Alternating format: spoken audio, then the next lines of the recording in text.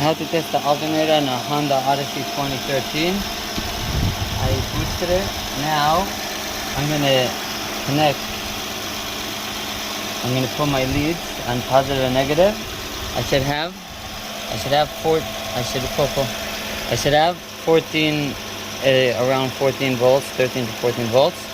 If that's not good, another way, I will just put it on the terminals to see that we got good connections. And one more test, I will check that our main fuse is good. And